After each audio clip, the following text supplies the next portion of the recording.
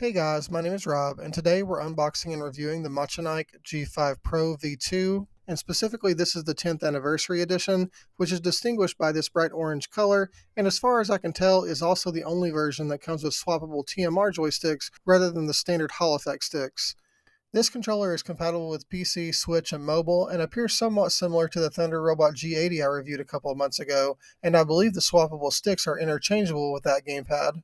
Other than that, I'm curious to see how the design of this controller differs from the G80, which I liked a lot, so let's open it up, do some testing, and find out. I haven't previously tried the G5 Pro. This is the first Machenike product I've purchased, but I know a lot of people said good things about the G5 V1, so I'm hopeful that the V2 will be a winner. The packaging is pretty nice. We have laser cut foam and all the contents are protected really well. Love to see that. So it looks like all of the accessories match this orange color. We have some additional thumbstick caps. Looks like we've got two short and two long, so I assume the install caps are probably between these sizes. Then we have a USB-A to USB-C cable. This is a shorter cable, 4 or 5 feet, and not braided, so really just meant for charging. We have the wireless USB dongle with the logo on one side and a pairing button on the end. We have the wireless charging base, which is fairly large. It does have both USB-A and USB-C ports, and it has a light button and LED strips on either side. We'll hook this thing up in a bit and see how it looks. There's the paperwork. So we've got a brand sticker, as well as a booklet-style instruction manual.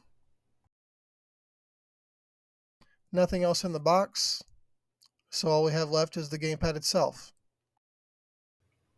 I don't specifically dislike the looks of this controller, it's just very bright. Again, I bought this edition because it was the only one listed as including TMR joysticks, which seems odd and I'm not sure that will actually turn out to be the case, but I purchased on AliExpress and all of the G5 Pro V2s listed that aren't the burnt orange 10-year anniversary edition say they come with regular Hall effect sticks.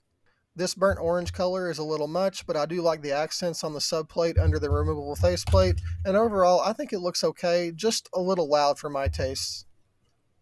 As far as features, we have optical microswitch face buttons similar to what we saw on Beitong's Zeus 2. They have a very short travel and a noticeably lighter press than standard microswitches. We also have a mechanical 4-way D-pad, which feels fine. It actually feels pretty tight. I don't hate it. The other front buttons are the view and menu buttons, as well as the home button and the function button. Then as we discussed, we have TMR joysticks, which we'll do a whole bunch of testing on those. On top we have analog triggers, and these are optical triggers, which I've never seen before, and Machenike says are more stable than Hall effect. All I can say is they feel noticeably different. I'm not really sure if I like them or not. They feel kind of like the way the Apex 4 controller feels when you push through the dampening triggers. It's odd. The shoulder buttons are mechanical and feel really good, very responsive, as are the two extra shoulder buttons, M1 and 2, but they're not micro switches, which I would kind of prefer. On the back we have the mode switch with 4 positions for Bluetooth, Nintendo Switch, wired PC, and 2.4 GHz dongle. Then we have 2 rear buttons which appear to be membrane buttons, and these are almost completely silent. They actually feel really good, I like the placement, and they also have a really nice texturing which you can see here. Then lastly on the back we do have trigger stops, but unfortunately these aren't mechanical, just physical stops. And I don't love them. They don't cut out enough pull to suit me, and the physical stops just aren't satisfying in the same way as the mechanical mouse click trigger stops are.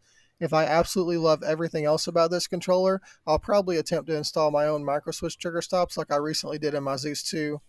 So you may have noticed during the unboxing that this gamepad didn't come with any additional joystick modules.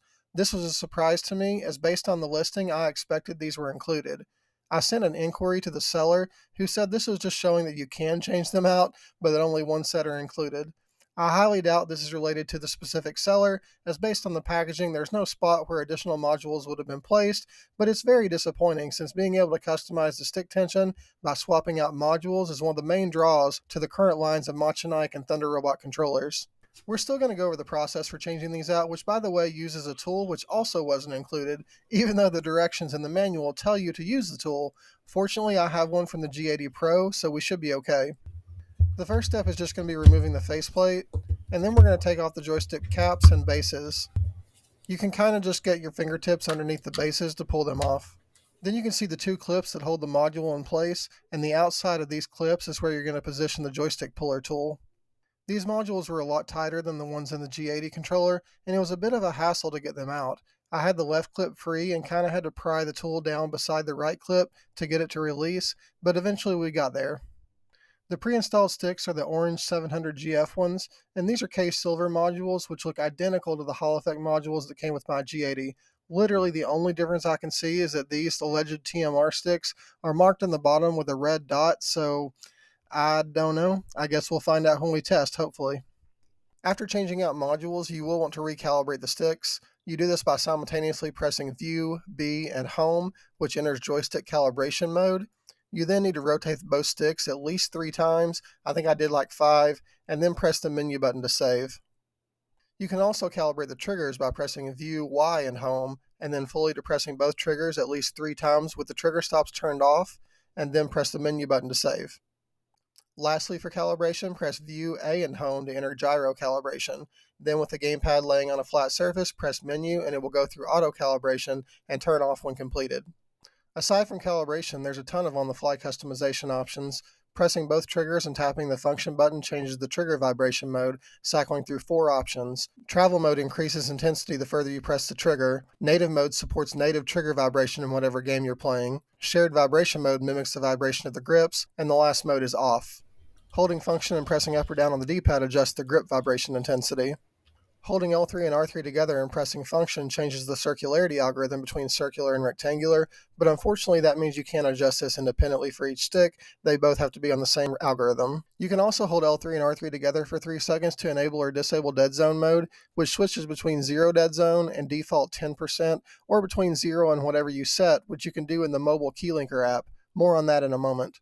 You can also hold function and press L3 to enable and disable the mouse mode, which lets you control the mouse cursor with the left stick on PC and use the shoulder and trigger buttons as mouse clicks. You can program the M buttons on the fly by pressing function and any one of the M buttons, then pressing the button you want to assign to it, then pressing the target M button again. You can also set turbo by holding function and pressing any of the buttons, triggers, or bumpers. If you press function and right trigger once, it enables manual turbo mode. If you press it again, it goes into auto turbo mode where it fires continuously without pressing it, and then function plus right trigger a third time will disable turbo. And then finally, holding function and pressing left on the D-pad cycles through brightness levels for the RGB lighting, while holding function and pressing right on the D-pad cycles through different lighting modes. All of these settings can be customized in the Keylinker app, which is available on mobile devices only, and I'm not going to go over it in detail here, but if you want to check out the video I posted a couple months ago on the Thunderobot G80, I do go through all the options there, and it's virtually identical. Machenike also has a software program specifically for the G5 Pro, but unfortunately it's not compatible with the V2 at this time, and I haven't found any information to indicate if it will be in the future or not, so the mobile Keylinker app is all we've got for now. That covers features and customization, so let's hop over to the PC for some testing. We'll start with polling rate, which is advertised as 1000 Hz wired and wireless, which is pretty much the minimum industry standard for PC gamepads at this point. I tested wireless first, which does in fact show 1000 Hz polling rate. I then tested wired and got almost exactly the same results. The polling rate is very consistent with the G5 V2, whether wired or wireless. I also did a resolution test, and I'll be honest, I was a little surprised here. The G5 V2 was advertised as having ultra-high 4K resolution, which I assumed would mean 4000 resolution points, but I'm getting about 1500. I did run it several times and got the same results, and I also tested the gamepad with one of the Hall effect modules from my G80 installed, and again got a very similar result. What's most surprising about this is that the TMR sticks do feel noticeably different in-game, and I would have thought resolution would have at least played a part in that. I'm not sure if more responsive is the most appropriate description, but if nothing else, I have to say they feel more sensitive. I actually did something while testing these sticks that I've literally never done before, and that was adjust my sensitivity down in Call of Duty. I play with a higher sense in general, but I had to scale it back a little bit while playing with the G5 Pro with these TMRs installed for it to feel normal to me. I also tested the circularity, and the first thing to point out here is that the sticks are on true 0 dead zone, and they're mostly jumping back to a true resting value of 0.00002.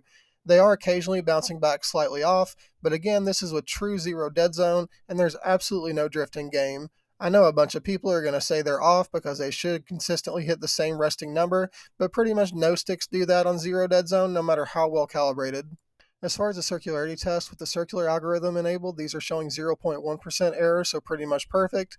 And then when we enable the rectangular algorithm, both are showing exactly a 10% error with extremely consistent shading everywhere. These sticks are as accurate as any I've tested. So in the comments of my G80 review, another YouTube creator pointed out that Machenike and Thunderobot are sister companies, which I didn't really know at the time. The G80 was the first product I purchased from either. It turns out they're basically the same company. I don't know who the parent company is, but based on that, I assume these two gamepads would be extremely similar since they're the most recent offerings from each brand. And they do share some similarities, but this is most definitely a completely different gamepad, and it provides a different experience. There are a few things I like better about this updated G5 Pro, most notably the TMR sticks, but also the two rear buttons are much better than those on the G80. I prefer the shape and feel, especially the stippling on the buttons. Beyond that, I just don't like the rear buttons on the G80. They have this slick glossy finish, but they also feel loose and are super loud. The G5 Pro buttons are tight and quiet, and they just feel more secure. It's the opposite story with the other two extra inputs. The G80 has micro switch claw buttons that are quieter and require less pressure to actuate than the regular mechanical switches that the G5 Pro V2 uses. Regardless of the optical triggers, the triggers are no contest just based on the trigger stops. The G80 has mechanical trigger stops, whereas the Machenike pad doesn't, so the G80 wins. The 8-way D-pad on the G80 is also noticeably better than the 4-way on the G5 Pro. It's modular and comes with a couple of options, and performs better in my opinion. So overall, I do like both controllers, and though I might give a slight edge to the Machenike due to the TMR sticks, you can also find sets of these modular K-Silver TMR sticks on AliExpress for relatively cheap. And I did test those on the G80, and they work without issue, so that's an option also if you, like me, prefer some of the features of the Thunderobot controller. I hope this video helped you out, and if so, please subscribe if you haven't already. Likes are also appreciated, and I do try to react and respond to as many comments as possible. I'll be doing more reviews regularly, so I hope to see you back here again soon. Thanks for watching.